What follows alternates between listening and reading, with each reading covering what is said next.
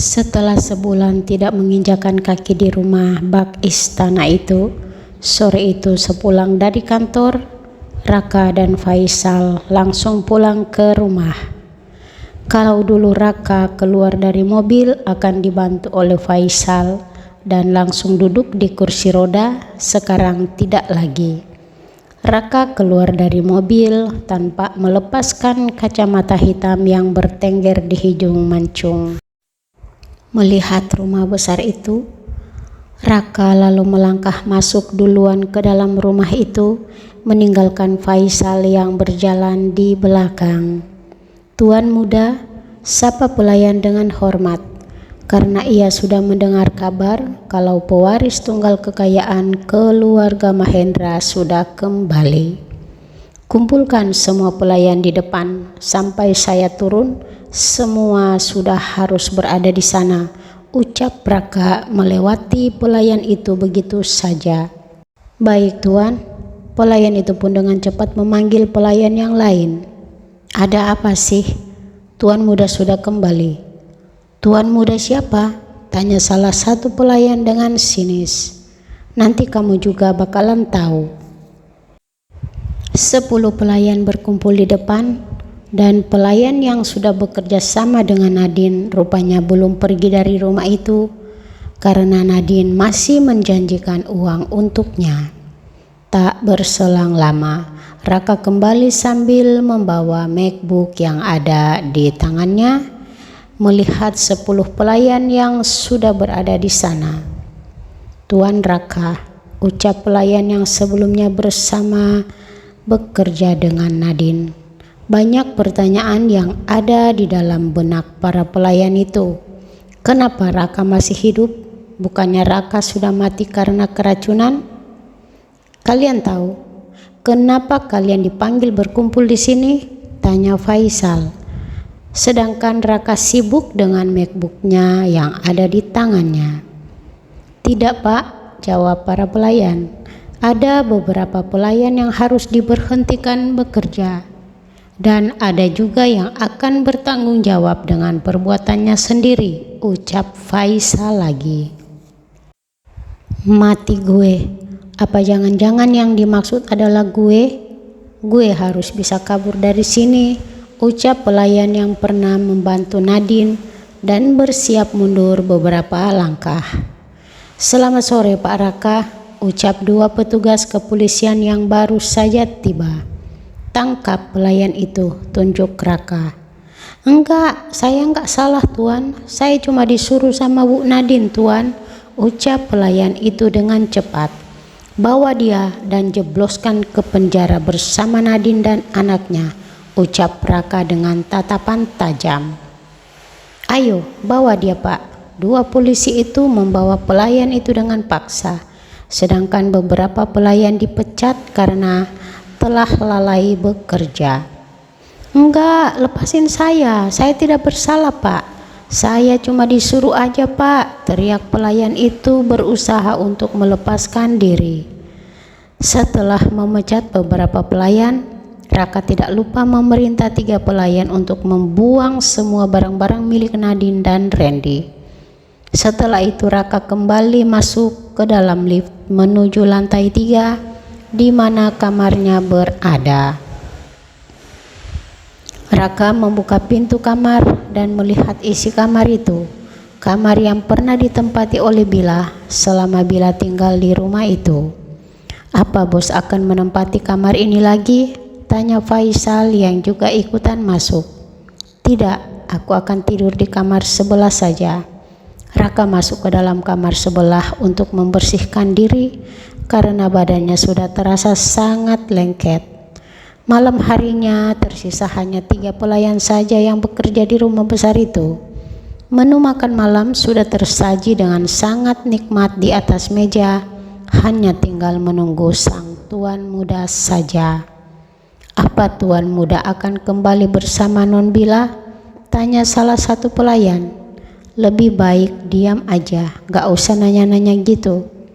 Kalau didengar sama tuan bisa dimarahin kita atau bisa langsung dipecat."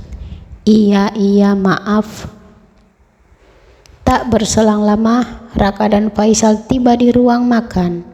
Raka sengaja mengajak Faisal untuk makan malam bersama terlebih dahulu, karena makan malam sendirian rasanya sangat berbeda. "Apa besok pagi kita langsung ke lapas?" ia jawab Raka. Faisal hanya mengangguk pelan. Selesai makan malam, Faisal langsung pamit pulang ke apartemennya, sedang Raka masih menyendiri di taman belakang rumah. Melihat bintang berkelap-kelip di atas sana, entah apa yang sedang dipikirkan sang tuan muda saat ini. Jam menunjukkan pukul 5 pagi. Bila terbangun dari tidurnya saat merasakan mual yang kembali ia rasakan. Bila berlari ke kamar mandi untuk memuntahkan semua isi perutnya. Bila sendiri heran kenapa akhir-akhir ini ia sering merasakan mual-mual saat pagi hari. Bila melihat pantulan dirinya di depan cermin kecil, kedua pipi Bila terlihat sedikit cabi sekarang. "Lu muntah lagi?" "Iya, kepala juga terasa pusing banget," ucap Bila dengan pelan duduk di tempat tidurnya. "Nih, gosok minyak angin lagi. Wajah lu makin pucat aja." Bila melihat jam yang menggantung di dinding, saat ini waktu baru saja menunjukkan pukul 5:30 pagi. "Baring aja dulu kalau kamu masih ngerasa pusing banget." "Iya, lagian ini masih pagi banget." Waktu terasa cepat berlalu. Saat ini jam sudah menunjukkan pukul 8 pagi. Dan petugas-petugas lapas sedang mulai membagikan sarapan pagi untuk para tahanan. "Ini buat kalian." "Makasih." Bila melihat kotak sarapan pagi mereka, Bila sudah bisa menebak kalau isinya pasti roti isi coklat dan juga kue basah. "Ayo dimakan rotinya biar kamu kuat." "Enggak, aku enggak suka roti," ucap Bila. Saat ini Bila ingin sekali makan bubur ayam, tapi Bila hanya bisa memendamnya dalam hati. "Permisi, dengan saudara Nabila?" ucap salah satu petugas yang sedang berdiri di depan. "Iya Pak, saya," ucap Bila. "Hari ini Anda bebas, ayo silahkan keluar," ucap petugas itu membukakan pintu tahanan. "Serius Pak, saya bebas?" tanya Bila tak percaya. "Iya, ayo ikut saya, ada seseorang yang ingin bertemu dengan Anda." Dengan cepat Bila mengikuti petugas itu dari belakang. Bila penasaran dengan orang yang ingin bertemu dengannya. Karena Bila berjalan di belakang, dua orang yang duduk di depan salah satu petugas tidak terlihat oleh Bila. "Silahkan duduk," ucap petugas itu mempersilakan Bila duduk. Pada saat itu juga Bila melihat dua orang yang sedang duduk di kursi sebelah. Yang menjadi pusat perhatian Bila adalah seseorang yang berjas rapi yang sedang menatapnya dingin. "Silahkan duduk Nona." "Iya, terima kasih Pak," ucap Bila. Tapi masih melihat pria itu yang tak lain adalah Raka. "Selamat, mulai hari ini Nona Nabila bebas karena dinyatakan tidak bersalah," ucap petugas yang duduk di hadapan mereka. "Terima kasih Pak," ucap Bila pelan. "Tuan Raka, silahkan. Apa ada yang ingin Tuan katakan pada istrinya?" "Terima kasih Pak." Raka melihat Bila, menghela napas panjang Raka, lalu mulai mengutarakan niatnya. "Mulai hari ini kamu bebas," ucap Raka. "Jadi kamu masih hidup," ucap Bila, menatap pria yang terlihat berbeda, tidak seperti pria yang ia lihat sebulan lalu. "Itu bukan urusan kamu, seperti perjanjian kita dari awal. Kalau setelah rencanaku berjalan lancar, kita akan berpisah," ucap Raka. Bila tersenyum kecut mendengar apa yang dikatakan oleh pria yang masih berstatus sebagai suaminya itu. Sekarang Bila paham kalau Raka menikahinya karena sebuah rencana, tapi Bila belum tahu rencana apa itu. "Kamu tenang saja, saya akan memberikan kamu uang." Lagi-lagi Bila tersenyum. Raka pikir semuanya bisa selesai dengan uang. Tidak perlu. Saya tidak butuh uang kamu. Anggap saja itu sebagai bentuk terima kasih saya untuk keluarga kamu yang sudah mau membantu ayah angkat saya, ucap Bila. Raka memberikan kode pada Faisal untuk memberikan cek yang sudah mereka siapkan. Tolong terima ini Nona. Faisal meletakkan cek itu di atas meja depan Bila.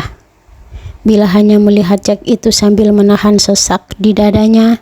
Setelah itu Raka dan Faisal pergi begitu saja tanpa berkata apa-apa lagi pada Bila. Bila melihat punggung yang perlahan mulai menjauh itu, tak terasa air matanya perlahan jatuh membasahi pipinya yang mulus. Berdiri di pinggir jalan besar, Bila melihat kendaraan yang berlalu lalang di depannya saat ini. Aku harus kemana sekarang? Gak mungkin aku kembali ke rumah ayah. Pasti Bu Salma, Kak Mary, dan Kak Leni gak akan suka sama aku, ucap Bila dalam hati. Bila membuka cek yang ada di tangannya, masih terngiang-ngiang perkataan Raka tadi. Aku harus balikin cek ini, aku gak mau terima uang sepeser pun dari dia. Aku bisa hidup tanpa uang pemberian dari dia, ucap Bila. Akan mengembalikan cek itu nanti. Mulai sekarang Bila bertekad akan menghidupi dirinya sendiri. Bila masih muda dan kuat, Bila masih bisa mendapatkan pekerjaan di luar sana. Aku harus semangat, aku harus cari kerja buat beli makan. Bila kembali melangkah, entah kemana kaki akan membawa Bila sekarang. Di dalam mobil menuju kantor, Raka terus melihat keluar jendela. Tidak ada obrolan antara dirinya dan Faisal. Faisal pun fokus dengan menyetir mobil, tapi sesekali Faisal melihat ke arah sang bos lewat kaca spion. Tak berselang lama, mobil yang dikemudikan oleh Faisal tiba di lobi kantor. Dengan cepat Raka keluar dari mobil dan langsung masuk ke dalam kantor. Beberapa karyawan yang berpapasan dengan Raka akan menunduk hormat, tapi Raka terus melangkah masuk ke dalam lift. Cepat banget bos jalannya, gue aja ditinggal, ucap Faisal yang sudah tidak melihat sang bos lagi. Tiba di ruangannya, Raka langsung mendudukkan bokongnya di kursi kerjanya, menyibukkan diri untuk bekerja untuk mengusir pikirannya yang saat ini sedang kacau. Terdengar pintu dibuka. Bos, ada telepon dari Nyonya. Faisal menyodorkan ponselnya pada Raka. Halo Mah, ada apa? Sayang, besok Mama sama Papa akan balik ke Indonesia. Papa kamu ngotot pengen pulang, ucap Nyonya Aleta dari seberang sana. Papa kan baru sadar Mah, apa nggak apa-apa perjalanan jauh di pesawat? Tanya Raka khawatir dengan kondisi sang papa. Papa kamu bilang sih udah nggak apa-apa, dokter juga udah izinkan. Mama juga ikut kan? Iya, Mama juga ikut, papa kamu maksa terus. Ya udah, kabarin Raka kalau sudah sampai Mah, biar Raka yang jemput di bandara. Iya sayang. Raka menghela nafas pelan, mengembalikan ponsel milik Faisal, lalu kembali melanjutkan kerjaannya lagi. Bila melihat warung rumah makan yang ada di pasar, dengan melangkah pelan, Bila masuk ke dalam rumah makan itu. Mau makan apa, Neng? Saya bukan mau makan, Bu. Saya mau tanya, apa di sini ada lowongan kerja? Neng mau kerja? Iya, Bu. Jadi tukang cuci piring juga nggak apa-apa, Bu. Yang penting kerja, ucap Bila. Kebetulan saya lagi cari tukang cuci piring.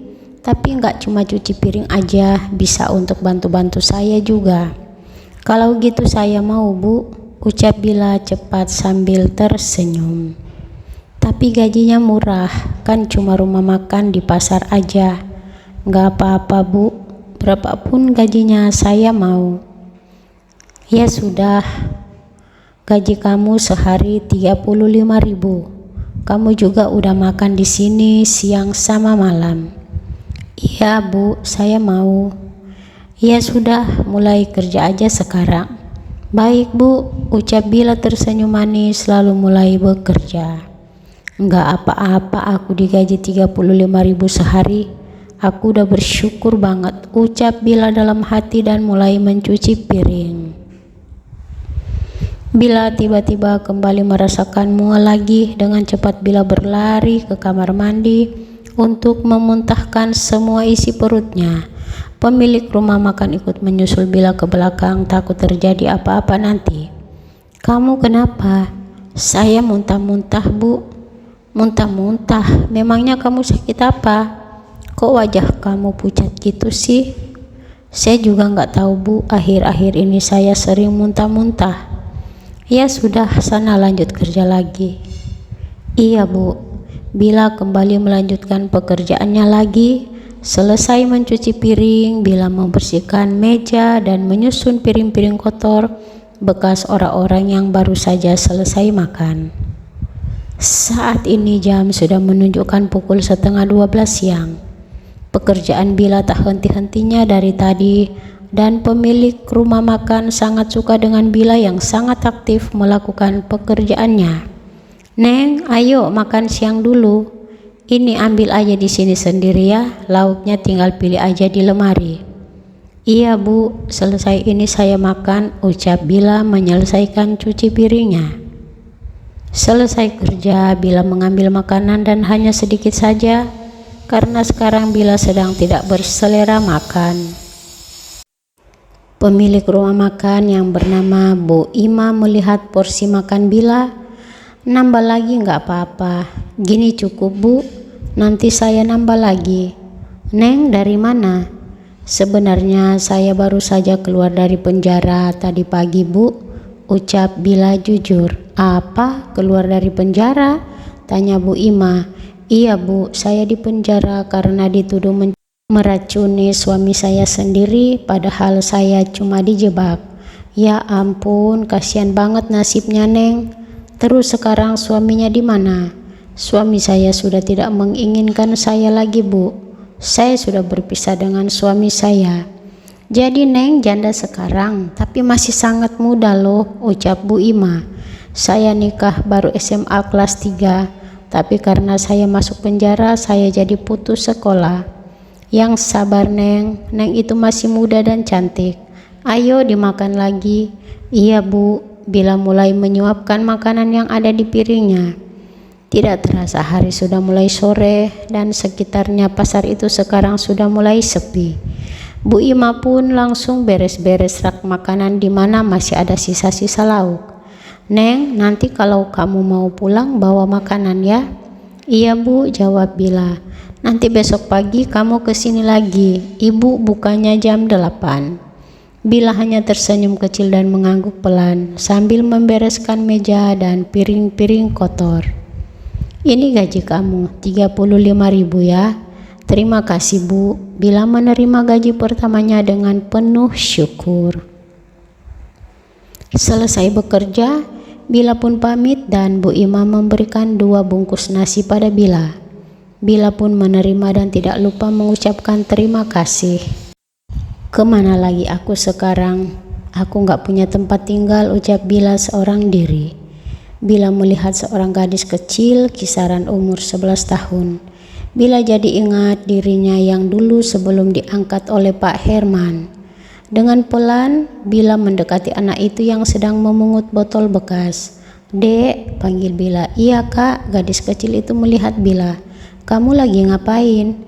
Ngumpul botol bekas Kak, buat dijual, jawab gadis itu. Udah makan belum? Belum Kak. Ini kakak ada nasi, 1 buat kamu ya. Bila memberikan 1 bungkus nasi untuk gadis kecil itu. Benar Kak? Wah makasih banyak ya Kak. Aku juga lagi lapar banget, gak makan dari tadi pagi. Iya sama-sama. Habis ini kamu pulang? Iya Kak. Pulang ke kolong jembatan, jawab gadis itu sambil tersenyum manis.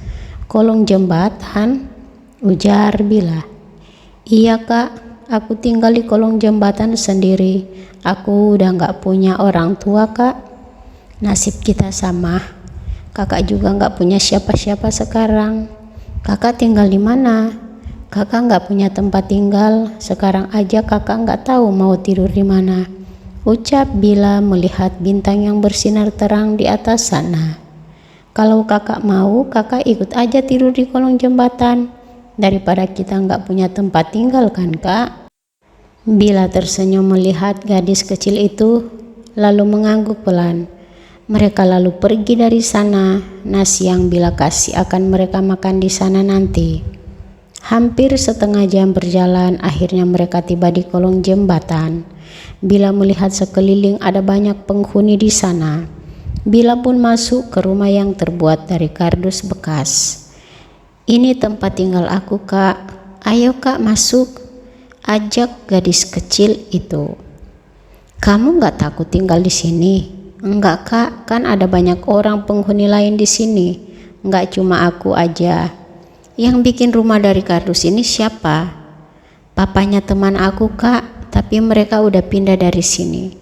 Bila melihat ada banyak botol bekas di dalam sana. Bila yakin banget kalau botol itu yang gadis kecil itu kumpul tiap hari. Ayo kak kita makan terus kita tidur di situ. Gadis itu menunjuk tempat tidur beralas kardus. Iya jawab Bila. Nama kamu siapa? Tanya Bila. Nama aku Ayu kak. Ayu, nama yang bagus. Bila kembali mual lagi, tapi tidak sampai muntah-muntah seperti pagi tadi. Kakak kenapa? Kakak nggak apa-apa kok, cuma mual aja. Oh, ayo kak dimakan lagi, ucap Ayu. Aku udah sebatang kara. Kalau boleh muntah-muntah ini hilangkan saja, ucap Bila dalam hati. Bos nggak apa-apa kan? Tanya Faisal melihat Raka memijit pelipisnya. Nggak tahu kenapa tiba-tiba pusing banget, ucap Raka masih memijit pelipisnya. Apa kita ke dokter sekarang? Tidak usah, mungkin cuma pusing biasa aja, ucap Raka meminta pelayan untuk membuatkan teh panas. Kamu pulang aja, nanti besok pagi kesini lagi. Raka melihat Faisal yang duduk di salah satu sofa. Sedikit lagi, takut bos kenapa-kenapa. Raka menatap asistennya itu dengan kesal dan tak berselang lama pelayan datang sambil membawa teh panas. Silakan tuan tehnya, taruh di meja aja, ucap Raka. Dengan cepat Raka berdiri dari duduknya dan berlari menuju kamar mandi yang ada di dapur, membuat Faisal juga ikut mengejar sang bos. Dan sang bos muntah-muntah. Bos, nggak apa-apa kan? Faisal menatap Raka yang baru saja keluar dari kamar mandi. Enggak, aku nggak apa-apa. Bos muntah-muntah, lebih baik ke dokter aja bos. Nggak usah, aku beneran nggak apa-apa kok, jawab Raka kembali ke ruang tengah. Bagaimana saya bisa pulang kalau lihat bos seperti ini, ucap Faisal kembali menduduki bokongnya di salah satu sofa. Sal, boleh minta tolong nggak? Tanya Raka tiba-tiba. Minta tolong apa bos? Aku pengen banget makan rujak. Apa? Mana ada yang jualan rujak malam-malam gini bos? Kalau gohus sih banyak di supermarket, ucap Faisal. Aku pengen banget ngerujak Sal. Sekarang? Iya sekarang, kamu harus cari rujak sampai dapat malam ini juga. Bos, saya harus kemana cari rujak? Ini udah malam bos, udah mau jam 8. Faisal menunjuk jam. Aku gak mau tahu Sal, kamu harus dapat rujak malam ini juga, ucap Raka. Faisal beranjak dengan wajah menahan kesal. Faisal heran dengan bosnya itu. Kenapa tiba-tiba malam-malam gini malam minta yang aneh-aneh? Rujak itu kan terdengar aneh. Kalau bakso, nasi goreng, batagor sih masih wajar-wajar saja. Tapi ini rujak. Mau cari di mana rujak malam-malam begini? Permintaan si bos ada-ada aja, bikin pusing tahu nggak? Omel Faisal masuk ke dalam mobil. Di dalam rumah, Raka sudah kembali ke kamar karena pusing yang ia rasakan semakin bertambah sekarang. Raka ingin berbaring agar rasa pusing yang ia rasakan bisa sedikit berkurang. 2 jam kemudian, Faisal memasuki lift dengan malas karena saat ini jam sudah menunjukkan pukul 10 malam dan penghuni di rumah besar itu sudah pada tidur sekarang. Terdengar lift berhenti. Awas saja kalau sampai rujaknya nggak dimakan. Gue udah cari capek-capek keliling Jakarta, gerutu Faisal kemudian mengetuk pintu kamar sang bos yang sebelah. Terdengar pintu dibuka. Rujaknya ada nggak? Ngagetin aja bos, ini ada. Raka dengan cepat menyambar tas kecil yang dibawa oleh Faisal, lalu membawanya masuk ke dalam kamar. Bos, kenapa sih? Kok kayak orang aneh gitu? Faisal berkata seorang diri. Tanpa menunggu lama, Raka langsung menyantap rujaknya dengan lahap dan semua itu tidak luput dari pandangan Faisal. Faisal sampai geleng-geleng kepala melihat sang bos. Enak banget Sal, kamu nggak usah ya. Saya juga nggak suka rujak bos, saya nggak doyan yang asem-asem. Raka terus melahap rujaknya sampai tidak tersisa lagi, membuat Faisal bergidik ngeri dibuatnya. Kak, udah bangun? Ayo melihat Bila yang sedang duduk bersandar pada tempat tidurnya. Iya dek, nanti kamu mungut botol bekas lagi? Iya kak, di dekat pasar belum aku pungut. Nanti keburu diangkat mobil sampah. Kakak kerja di rumah, makan di pasar, nanti kakak tidur sama aku lagi kan? Iya, kan sekarang ini kakak nggak punya tempat tinggal. Aku senang sekarang punya teman, jadi nggak kesepian lagi, ucap Ayu. Dan Bila tersenyum melihat gadis kecil itu. Dek, di sini ada yang jualan roti nggak? Kita beli roti buat sarapan, kemarin kakak udah dapat gaji. Di depan ada kak, 5.001 tapi gede-gede rotinya. Masih ada sisa buat ongkos ke rumahnya dia. Buat balikin cek ini, ucap Bila dalam hati.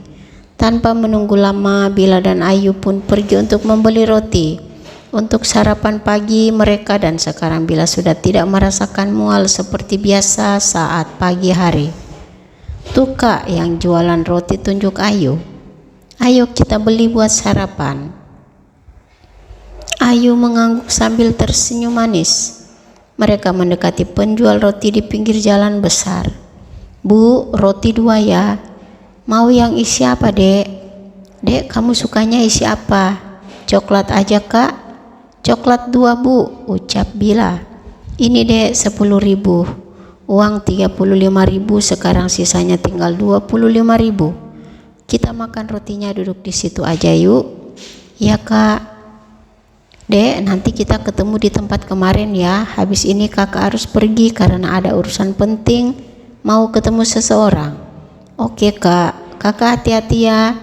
Bila mengangguk pelan, kemudian mereka berpisah di sana. Bila menunggu angkut lewat, sedangkan Ayu kembali mencari botol bekas di pinggiran jalan besar. Mau kemana neng? Tanya supir angkut. Ke jalan XX bang. Ya udah baik. Tiba angkut yang Bila naikin di depan rumah besar bak istana. Bila turun dari angkut dan tidak lupa membayar ongkosnya. Neng, ngapain kesini? Mau minta sumbangan atau mau ngemis? Tanya penumpang lain. Dia nggak tahu aja rumah siapa ini, ucap penumpang yang lain. Lalu angkutnya kembali berjalan. Bila melihat rumah yang sudah sebulan itu tidak ia tempati lagi. Bila berjalan pelan ke arah pintu gerbang dan melihat-lihat ke dalam. Terdengar klakson mobil. Itu kan Kak Faisal, ucap Bila dengan cepat menghadang mobil yang akan masuk. Nona Bila, ucap Faisal melihat Bila dengan kaget, kemudian langsung turun dari dalam mobil. Nona sedang apa di sini? Saya ingin mengembalikan ini. Bila memberikan cek yang ia pegang pada Faisal. Saya tidak bisa menerima ini. Saya bisa kok hidup tanpa uang dari dia. Dan tenang saja, saya datang ke sini bukan untuk kembali dengannya lagi, ucap Bila melihat rumah besar yang ada di depannya saat ini. Tolong kembalikan ini padanya. Saya bersyukur banget ketemu kakak di sini, jadi saya nggak perlu ketemu dia lagi. Bila langsung memberikan cek itu ke tangan Faisal. Mual kembali Bila rasakan, tapi hanya sekali dan itu semua tidak luput dari pandangan Faisal. Saya harus pergi sekarang. Bila berlalu dari hadapan Faisal, berjalan di trotoar sambil menunggu angkot yang akan lewat. Kembali masuk ke dalam mobil dan mobil itu pun memasuki halaman rumah yang besar itu. Bos, sapa Faisal melihat Raka yang baru saja keluar dari lift dengan setelan jas kantor. Hampir siang aku mual-mual lagi Sal, gak tahu kenapa. Bos mual-mual? Nona Bila tadi juga terlihat mual-mual. Mereka kenapa ya? Ucap Faisal dalam hati. Ada titipan untuk bos. Apa ini? Saya bertemu Nona Bila di gerbang depan dan Nona Bila mengembalikan cek yang kita kasih kemarin. Raka melihat cek yang masih di tangan Faisal, mengambil cepat dan Raka langsung merobek cek itu. Entah kenapa sekarang hatinya tiba-tiba kesal. Kita sarapan terus ke kantor, ucap Raka melewati Faisal. Baik bos. Bila tak kunjung mendapatkan angkot, Bila sudah berjalan kaki hampir setengah jam. Tapi Bila tidak menyerah dan terus berjalan kaki sampai tiba-tiba sebuah mobil menepi di sampingnya. Bila, panggil seorang wanita. Kak Mary, ucap Bila, lo ngapain di sini jalan kaki pagi-pagi gini? Tanya Mary melihat penampilan Bila saat ini. Aku lagi nunggu angkot kak, tapi nggak ada. Nunggu angkot? Emang lo mau kemana? Kan suami lo yang buta itu mana? Kan dia punya mobil mewah. Kok sekarang lo malah jalan kaki sih? Dan penampilan lo kok kayak gembel gini? Mary memandang sinis Bila. Apa jangan-jangan lo udah diusir lagi dari rumah itu? Aduh, kasihan banget sih lo. Gue ingatin ya sama lo. Lo jangan coba-coba buat datang ke rumah lagi, karena rumah udah tenang tanpa adanya lo. Enggak kok kak, aku gak akan kembali ke rumah itu lagi. Aku juga gak mau ngerepotin ayah. Bagus kalau gitu. Kalau perlu lo pergi jauh-jauh dari kota ini, ucap Mary tersenyum sinis, lalu kembali masuk ke dalam mobilnya. Bila menatap mobil yang perlahan menjauh itu, menghela nafas berat. Bila melihat angkot dan langsung memanggilnya. Kemana Neng? Pasar XX Bang. Di kantor, Raka terus memikirkan cek yang dikembalikan oleh Bila sampai Faisal yang sedari tadi memanggil bosnya tak dihiraukan olehnya. Bos, lagi mikirin apa? Kok dari tadi bengong terus? Enggak lagi mikirin apa-apa kok. Kamu udah lama di sini. Baru aja, cuma saya manggil-manggil bos nggak dengar. Ada apa? Rapat akan segera dimulai bos. Apa bos juga lupa? Raka menggeleng kepala pelan lalu berdiri dari kursi kerjanya. Raka sampai lupa kalau dia harus memimpin rapat pagi ini. Kita ke ruangan rapat sekarang. Baik bos. Kedua pria itu pergi ke ruang rapat yang akan dilaksanakan di lantai 10. Ini kali pertama Raka memimpin rapat setelah mengambil alih untuk memimpin perusahaan. Raka telat 2 menit saat masuk ke ruang rapat. Terlihat sudah banyak karyawan yang menempati kursi yang sudah disiapkan. Raka langsung saja menempati kursi paling depan. Terlihat gagah. Semua mata para karyawan wanita menatap Raka dengan kagum. Sosok yang ada di depan mereka saat ini terlihat begitu rupawan dan pesona seorang Raka Mahendra memang tidak bisa diragukan lagi. Raka mulai memimpin rapat. Awalnya berjalan dengan lancar dengan Faisal yang duduk di dekatnya. Tapi lama-kelamaan pusing dan mual kembali Raka rasakan sampai Raka tidak tahan dan pamit ke toilet sebentar. Di toilet kembali Raka muntah-muntah. Raka memuntahkan semua isi perutnya, bahkan sarapan tadi pagi ia muntahkan semua. Faisal yang sedang menunggu di luar toilet mendengar sang bos yang ada di dalam. Faisal mengetok pintu. Bos, nggak apa-apa kan? Dari balik pintu Faisal bertanya dengan panik. Sal, tolong ambilkan aku air. Suara pelan Raka masih bisa didengar oleh Faisal. Baik bos, tunggu sebentar. Dengan berlari tergesa-gesa, Faisal pergi untuk mengambil air. Saat ini rapat terhenti karena sang bos masih berada di dalam toilet. Muntah-muntah terus Raka rasakan sampai tubuhnya sudah mulai lemah. Bahkan kepalanya mulai pusing dan Raka tidak dapat mengimbangi tubuhnya lagi. Untung saja Raka berpegangan pada dinding toilet. Ini bos airnya, Sal kita ke rumah sakit sekarang, aku sudah gak kuat banget. Baik bos, ayo saya bantu. Faisal memberitahukan salah satu karyawan kalau rapat selesai sampai di sini dulu, karena saat ini kondisi Raka benar-benar tidak memungkinkan. Muntah-muntah dan pusing membuat Raka tidak bisa melanjutkan rapat. Banyak karyawan yang bertanya-tanya ada apa dengan bos mereka, karena Raka tiba-tiba muntah-muntah tanpa henti. Di lain tempat, Bila saat ini sedang aktif-aktif melakukan pekerjaannya. Banyaknya pembeli membuat Bila sesekali membantu Bi Ima untuk mengantar makanan ke meja. Bu Ima tersenyum melihat banyaknya orang yang saat ini sedang memenuhi rumah makan kecil miliknya. Neng, sarapan dulu. Saya masih kenyang bu, tadi habis sarapan roti. Nanti aja sekalian makan siang. Nanti jangan sungkan buat cari makan ya Neng. Iya bu, Bila tidak bisa makan sedangkan tadi ia dan Ayu hanya makan roti. Bila melihat keluar sana, siapa tahu aja Bila melihat Ayu. Nanti Bila panggil untuk dikasih makan. Nanti Bila akan beli makanan pada Bu Ima untuk Ayu. Bu, nasi satu ya. Baik pak, ditunggu sebentar ya. Bila yang sedang mencuci piring melihat ke arah depan di mana banyaknya orang yang sedang makan. Aku harus ngumpul banyak uang buat makan sehari-hari aku sama Ayu, ucap Bila dalam hati sambil tangannya sibuk bekerja.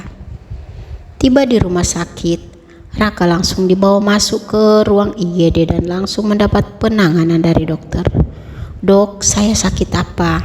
Tanya Raka setelah dokter selesai memeriksa kondisinya. Bapak baik-baik saja, tekanan darah Bapak juga normal. Jawab dokter, kenapa saya muntah-muntah sama pusing dok? Bapak sudah menikah? Pertanyaan dokter membuat dahi Raka mengernyit heran. Sudah dok, tapi saya dan istri saya sudah berpisah. Hal seperti ini biasanya disebabkan karena ngidam pak. Bisa saja mantan istri Bapak sedang mengandung sekarang. Dan hal itu biasanya bawaan dari bayi yang sedang dikandung mantan istri Bapak, jelas dokter, membuat Raka terdiam cukup lama. Gak mungkin dia hamil, dia kan sudah kuberikan obat pencegah kehamilan pagi itu, ucap Raka dalam hati masih dengan diamnya. Mungkin saya cuma masuk angin saja dok, karena gak mungkin mantan istri saya hamil. Kami juga baru sekali tidur bersama dan itu karena pengaruh obat. Bisa saja kan? Saat itu mantan istri Bapak lagi di masa-masa suburnya pak. Jelas dokter lagi. Perkataan dokter kembali membuat Raka diam. Saat ini Raka berpikir keras dengan apa yang dikatakan oleh dokter. Kalau benar Bila hamil, itu berarti ada anaknya di dalam perut Bila. Tapi lagi-lagi Raka menyangkal kalau semua itu pasti tidak mungkin terjadi, karena ia sudah memberikan obat pencegah kehamilan pada Bila dan Raka hanya menganggap dirinya muntah-muntah saat ini karena cuma masuk angin atau kecapean saja. Kondisi Bapak masih lemah, tunggu sampai nanti siang ya. Kalau sudah kembali membaik Bapak boleh pulang. Raka cuma mengangguk pelan, kemudian dokter pamit keluar meninggalkan Raka sendiri di depan pintu Faisal sedang menunggu. Dok, bagaimana Pak Raka? Pak Raka baik-baik saja. Kalau kondisinya sudah lebih baik, Pak Raka sudah boleh pulang. Apa boleh saya melihat bos saya? Tentu Pak, silakan masuk saja. Faisal langsung masuk ke dalam ruang IGD dan melihat sang bos sedang termenung berbaring di ranjang pasien. Bos, Sal, dokter bilang muntah-muntah yang aku disebabkan itu karena ngidam. Apa? Ngidam? Kata dokter gitu, tapi aku rasa nggak mungkin. Kita kan sudah memberikan obat pencegah kehamilan padanya. Tadi aku lihat Nona Bila juga mual-mual. Apa itu benar kalau Nona Bila hamil? Ucap Faisal dalam hati. Sal, kamu kok bengong sih ditanyain? Maaf bos, sebenarnya tadi pagi juga saya melihat Nona Bila mual-mual. Raka menatap sang asisten dengan serius. Saat ini pikiran Raka sedang dipenuhi banyak pertanyaan, tapi Raka berusaha untuk membuang jauh-jauh semua itu. Buat Raka saat ini, Bila tidak hamil dan dia hanya masuk angin. Apa saya perlu untuk menyelidiki Nona Bila, bos? Tidak usah. Untuk apa menyelidiki dia? Kami melakukannya juga cuman malam itu, dan itu karena pengaruh obat. Enggak mungkin dia hamil. Baik bos. Raka tidak sadar kalau muntah-muntah yang ia alami saat ini adalah gejala dari bayi yang saat ini sedang bersemayam di dalam perut Bila. Dan Bila juga belum tahu kalau saat ini dirinya sedang mengandung benih dari seorang Raka Mahendra. Apakah yang akan terjadi? Apakah Raka akan mengetahui kalau Bila sedang mengandung anaknya? Kita nantikan episode selanjutnya. Bye-bye.